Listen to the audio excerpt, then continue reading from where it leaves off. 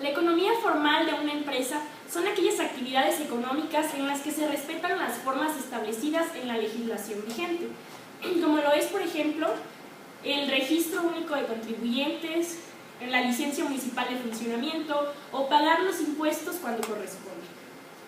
Por consiguiente, la economía informal es no cumplir con estas actividades. Existen dos dimensiones en la economía informal, una relacionada con la producción y otra con el trabajo.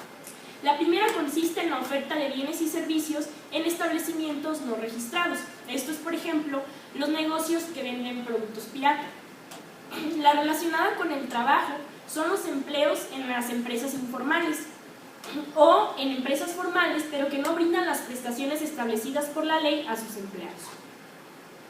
Puede existir un caso en el que se cumple con la economía formal y que no se cumple. Esto es, por ejemplo, un profesionista que ejerce su profesión y de manera independiente, pero cumple con todas sus obligaciones tributarias, pero a la vez tiene un negocio, por ejemplo, de venta de ropa que no está registrado, así que es informal.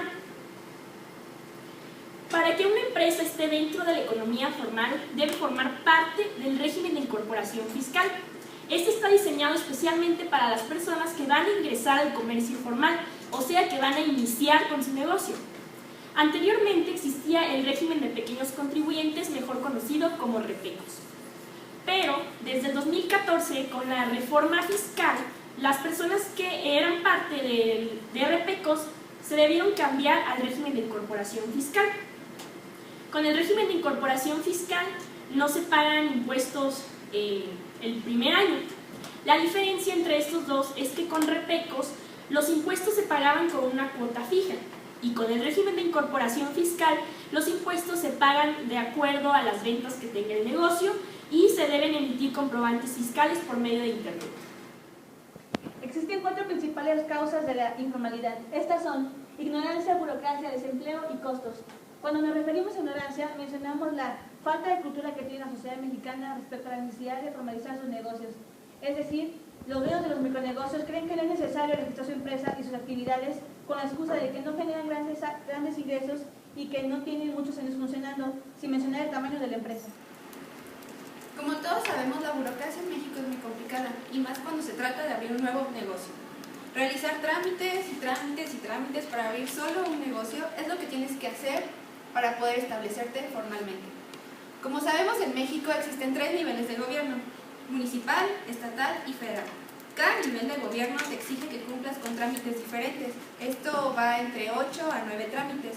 Sin embargo, depende mucho del tipo de negocio o de donde te encuentres, y puedes llegar a realizar hasta 15 trámites, los que llegan a tardar entre 3 o 4 meses, lo que hace muy tardado en abrir un nuevo negocio. Tienes que inscribirte en el Registro Federal de Contribuyentes, o solicitar licencias de suelo, inscribirte en el seguro. En fin, es muy tardado abrir un negocio en México. El desempleo es también una causa de la informalidad, ya que muchas veces los recién egresados no encuentran una vacante disponible o una oportunidad de trabajo que les guste. Por ello se ven obligados a adentrarse a la economía informal. Es decir, puede que un recién egresado de contaduría termine trabajando en una empresa local o familiar de comida rápida o de ropa. Sin embargo, la principal causa es que el elevado precio de incorporarse a la formalidad crea una distorsión del mercado laboral, sumando que además los salarios se encuentran por debajo de la crisis. Esto crea una retroalimentación negativa entre informalidad, baja productividad y bajo rendimiento económico. Y no es sorpresa que las empresas no quieran formalizarse, ya que solo en México existe una tasa de impuesto respecto a ganancias del 52%, en contraste con Chile, que solamente tiene 28%. Esto es según el Doing Business de 2014 del Banco Mundial. O sea que realmente una empresa tiene que entregar más o menos la mitad de sus ganancias, lo cual no es muy atractivo para estas. Sin embargo, muchas empresas no ven los beneficios que adquieren al formalizar sus negocios, ya sea desde prestaciones, financiamientos por parte del gobierno, hasta incluso simplemente existir en el mercado. En consecuencia, tenemos como principal el surgimiento de un nuevo concepto que es la economía informal, iniciativas para formalizar y el descontrol económico. A partir de la crisis del 2009 ha aumentado considerablemente el empleo informal. Esto no solamente a nivel nacional, sino también a nivel Latinoamérica. Esto es, el 60% de los trabajadores forman parte del trabajo informal Debido a esto se ha tenido que tener un tratamiento específico para este nuevo concepto que ha surgido, ya que no se tiene una denominación especial para la persona que no es desempleada, pero tampoco es empleada, pues la actividad que le genera ingresos no está registrada.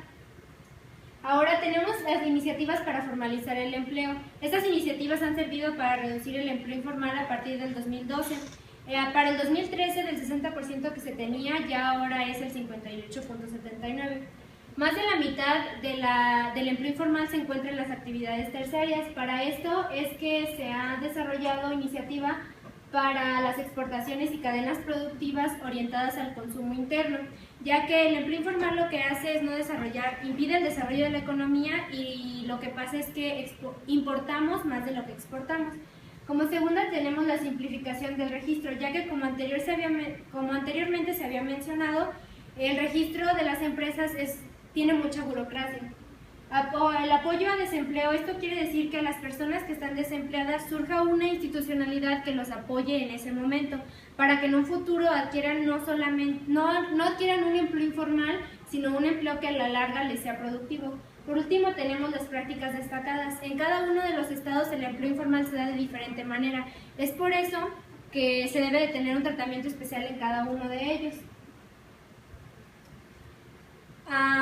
Por ejemplo, en los estados de Nuevo León, de Chihuahua, de Baja California, del DF, etc.